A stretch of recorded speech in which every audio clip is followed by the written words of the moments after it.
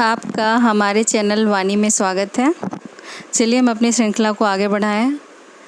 पृथ्वी हमारा आवास, कक्षा 6, अध्याय 4, मानचित्र। आप पिछले अध्याय में ग्लोब के महत्व के बारे में पढ़ चुके हैं। ग्लोब के अध्ययन की कुछ सीमाएं होती हैं।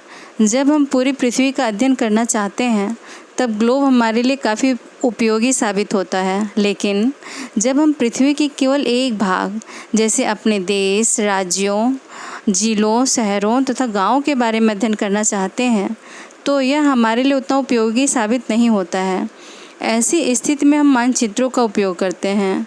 मानचित्र पृथ्वी की सतह या इसके एक भाग का पैमाने के माध्यम से चपटी सतह पर खींचा गया चित्र है, लेकिन एक गोलाकार सतह को पूरी तरह से चपटा करना असंभव है। मानचित्र हमारी विभिन्न ज़रूरतों के लिए आवश्यक है। कुछ मानचित्र एक छोटे क्षेत्र को कुछ तथ्यों को दर्शाता है, दूसरे मानचित्र में एक बड़ी किताब की तरह तथ्य हो सकते हैं। जब बहुत से मानचित्रों को एक साथ रख दिया जाता है तब एक एटलस बन जाता है। एटलस विभिन्न प्रकारों तथा अलग अलग पैमाने से खींची गई मापों पर आधारित होती है। मानचित्रों से एक ग्लोब की अपेक्षा हमें ज़्यादा जानकारी प्राप्त होती है। मानचित्र विभिन्न प्रकार के होते हैं, जिनमें से कुछ को नीचे वर्णित किया गया है। आओ कुछ करके सीखें। एक रबड़ की पुरानी गेंद लें एवं उस पर कोई रेखा चित्र बनाएं। आप उस पर उत्तर एवं दक्षिण ध्रुव को भी चिन्हित कर सकते हैं। अब चाकू से इस गेंद को काटें तथा उसे चपटा करने की कोशिश करें। देखें कि किस प्रकार रेखा चित्र का रूप बिगड़ जाता है। चलिए आगे बढ़ते हैं। भौतिक मानचित्र पृथ्वी की प्राकृतिक आकृतियों जैसे पर्वत, पठारों, मैदानों, नदियों, महासागरों इत्यादि को दर्शाने वाले मानचित्रों को भौतिक या उच्चावच मानचित्र कहा जाता है। राजनीतिक मानचित्र राज्यों, नगरों, शहरों तथा गांवों और विश्व के विभिन्न देशों व राज्यों तथा उनकी सीमाओं को दर्शाने वाले मानचित्र को राजनीतिक मानचित्र कहा जाता है। थीमेटिक मानचित्र कुछ मानचित्र विशेष जानकारियां प्रदान करते हैं, जैसे सड़क मानचित्र, वर्षा मानचित्र, वन तथा उद्योग आदि के वितरण दर्शाने वाले मानचित्र इत्यादि। इस प्रकार के मानचित्र को थीमेटिक मानचित्र कहा जाता है। इन मानचित्रों में दी गई सूचना के आधार पर उनका उचित नामकरण किया जाता है। मानचित्र के 3 घटक हैं: दूरी, दिशा और प्रतीक। आओ कुछ करके सीखें। चित्र 4.1 को देखिए। वहाँ एक पैमाना बना है। इसका उपयोग स्थानों के बीच की दूरी मापने में किया जाता है।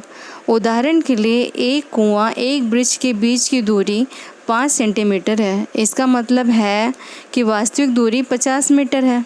अब एक पोस्ट ऑफिस ए एवं करीम के घर ई के बीच की दूरी 12 सेंटीमीटर है। इसका मतलब है कि स्थल पर वह दूरी 120 मीटर है। लेकिन आप एक पक्षी की तरह उड़कर सीधे ई से ए पर नहीं जा सकते। आपको सड़क पर चलना होगा।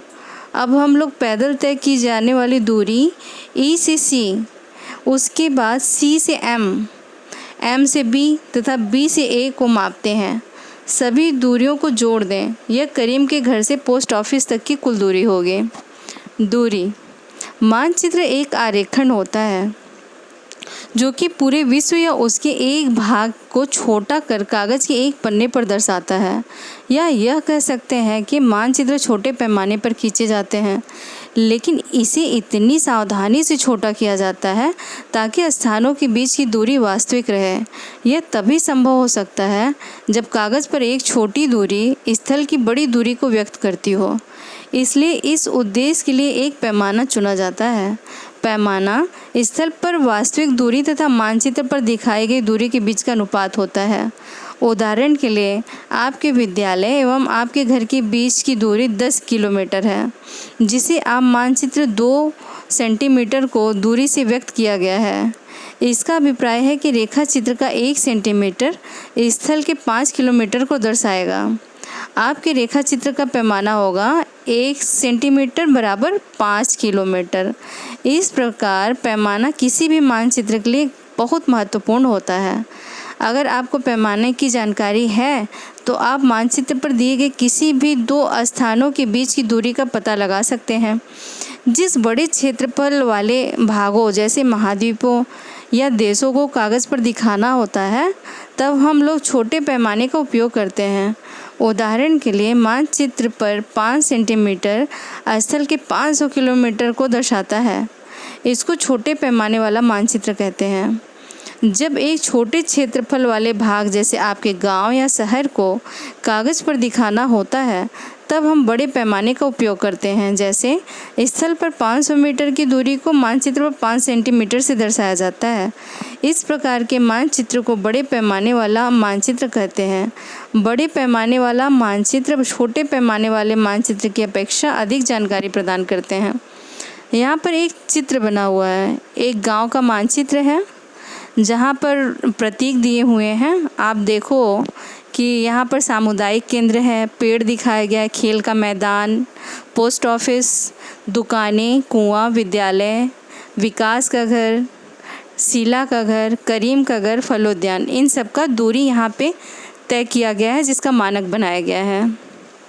दिशा, अधिकतर मानचित्रों में ऊपर दाहिनी तरफ तीर का निशान बना होता है जिसके ऊपर अक्षर ओ लिखा होता है या तीर का निशान उत्तर दिशा को दर्शाता है। इसे उत्तर रेखा कहा जाता है। जब आप उत्तर के बारे में जानते हैं तब आप दूसरी दिशाओं जैसे पूर्व, पश्चिम तथा दक्षिण के बारे में पता लगा सकते हैं। चित्र 4.2 में 4 मुख्य दिशाओं उत्तर, दक्षिण एवं पूर्व पश्चिम को दिखाया गया है। वे प्रधान दिग्बंधु कहे जाते हैं। बीच की 4 दिशाएं हैं उत्तर पूर्व, दक्षिण पूर्व, दक्षिण पश्चिम तथा उत्तर पश्चिम। इन बीच वाली दिशाओं की मदद से किसी भी स्थान की सही स्थिति का पता लगाया जा सकता है। चित्र 4.1 से निम्नलिखित दिशाओं का पता लगाइए। विकास के घर से सामुदायिक केंद्र तथा खेल के मैदान की दिशा, दुकानों से विद्यालय की दिशा। हम दिक्सूचक की सहायता से किसी स्थान की दिशा का पता लगा सकते हैं। यह एक यंत्र है जिसकी सहायता से मुख्य दिशाओं का पता लगाया जाता है। इसकी चुंबकीय सुई की दिशा हमेशा उत्तर दक्षिण दिशा में रहती है।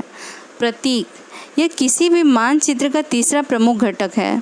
किसी भी मानचित्र पर वास्तविक आकार एवं प्रकार में विभिन्न आकृतियों जैसे भवनों, सड़कों, पुलों, वृक्षों, रेल की पटरियों या कुएं को दिखाना संभव नहीं होता। इसलिए वे निश्चित अक्षरों, छायाओं, रंगों, चित्रों तथा रेखाओं का उपयोग करके दर्शाए जाते हैं। ये प्रतीक कम स्थान में अधिक जानकारी प्रदान करते हैं। इन प्रतीकों के इस्तेमाल के द्वारा मानचित्र को आसानी से खींचा जा सकता है तथा इसका अध्ययन करना आसान होता है। अगर आप एक क्षेत्र की भाषा को नहीं जानते हैं तथा आप किसी से दिशाओं के बारे में नहीं पूछ सकते हैं तब आप इन चिन्हों की सहायता के द्वारा मानचित्र से जानकारी प्राप्त कर सकते हैं। मानचित्रों की एक विश्वव्यापी भाषा होती है जिसे सभी आसानी से समझ सकते हैं। इन प्रतीकों के उपयोग के संबंध में एक अंतर्राष्ट्रीय सहमति है। एक यहाँ पर चित्र दिया गया हुआ है, रूढ़ चिन्ह। ये रूढ़ प्रतीक कहे जाते हैं। कुछ रूढ़ प्रतीक चित्र 4.3 में दर्शाए गए हैं। विभिन्न रंगों का उपयोग भी इसी उद्देश्य से किया जाता है। उदाहरण के लिए सामान्यतः पीले रंग का इस्तेमाल पठारों को दर्शाने के लिए, नीले रंग का इस्तेमाल जलाशयों को दर्शाने के लिए, भूरा रंग पर्वतों के लिए और हरा रंग मैदानों को दर्शाने के लिए किया जाता है। रेखाचित्र, रेखाचित्र एक आरेखन है जो पैमाने पर आधारित न होकर याददाश्त और स्थानीय प्रेक्षण पर आधारित होता है। कभी कभी किसी क्षेत्र के एक कच्चे आरेखन की आवश्यकता वहाँ के एक स्थान को दूसरे स्थान के सापेक्ष दिखाने के लिए होती है। मान लीजिए कि आप अपने मित्र के घर जाना चाहते हैं लेकिन आपको रास्ते की जानकारी नहीं है। आपका मित्र अपने घर के रास्ते को बताने के लिए एक कच्चा आरेखन बना सकता है। इस प्रकार कच्चे आरेख को बिना पैमाने की सहायता से खींचा जाता है तथा इसे रेखाचित्र, मानचित्र कहते हैं। खाका, एक छोटे क्षेत्र का बड़े पैमाने पर खींचा गया रेखाचित्र खाका कहा जाता है। एक बड़े पैमाने वाले मानचित्र से हमें बहुत सी जानकारियाँ प्राप्त होती हैं, लेकिन कुछ ऐसी चीज़ें होती हैं जिन्हें हम कभी कभी जानना चाहते हैं, जैसे किसी कमरे की लंबाई एवं चौड़ाई जिसे मानचित्र में नहीं दिखाया जा सकता है। उस समय हम लोग बड़े पैमाने वाले रेखाचित्र खींच सकते हैं जिसे खाका कहा जाता है। आओ कुछ करके सीखें। स्कूल भवन, NCERT वेब पोर्टल देखें। इस पोर्टल पर उपलब्ध सैटेलाइट चित्रों पर अपने आस पड़ोस का मानचित्र ऑनलाइन बनाएं। चलिए कुछ की पॉइंट्स पर चर्चा कर लेते हैं। मानचित्र कई प्रकार के होते हैं, जिसमें से कुछ हैं भौतिक मानचित्र, जिसे हम फिजिकल मैप भी कहते हैं। पृथ्वी की इसमें प्राकृतिक आकृतियाँ दिखाई गई हैं, जैसे पर्वत, पठार, मैदान, नदियाँ, महासागर, इन सबको दर्शाया जाता है। राजनीतिक मानचित्र ये पॉलिटिकल मैप होता है। इसमें राज्यों को, नगरों, शहरों तथा गांवों और विश्व के विभिन्न देश तथा उनकी सीमाओं को दर्शाया गया है। थीमेटिकल मानचित्र जो होता है ये सड़क मानचित्र, वर्षा मानचित्र, वन तथा उद्योगों का वितरण दर्शाता है। मानचित्र के 3 प्रमुख घटक होते हैं, जिसे आपने अभी पढ़ा, दूरी, दिशा और प्रतीक। प्रधान दिग्बिंदु कौन से होते हैं? जैसे हम ये खींचते हैं, लाइन खींचते हैं 4, उसमें जो ऊपर वाला होता है नॉर्थ, ऊपर वाला साइड जो नॉर्थ होता है वो उत्तर को दर्शित करता है, नीचे वाला साउथ दक्षिण को, और दाहिने हाथ की तरफ जो आता है ईस्ट को, और बाएं हाथ की तरफ जो आता है वेस्ट को, मतलब पूरब और पश्चिम। 4 मुख्य दिशाओं को ही प्रधान दिग्बिंदु कहे जाते हैं। दिक् सूचक यंत्र कंपास को बोलते हैं, जिससे दिशाओं का पता लगाया जाता है। खाका जो होता है छोटी जगह का बड़े पैमाने पर खींचा गया रेखा चित्र होता है। हम मानचित्र में रंगों का उपयोग क्यों करते हैं और उन्हें क्या दर्शाने के लिए करते हैं? जैसे हरा रंग मैदान को दर्शाने के लिए, नीला रंग जलाशय, जहाँ पे पानी होगा उसे हम नीले रंग से दर्शाएंगे, भूरा रंग पर्वत को दर्शाने के लिए, और पीला रंग पठार को दर्शाने के लिए।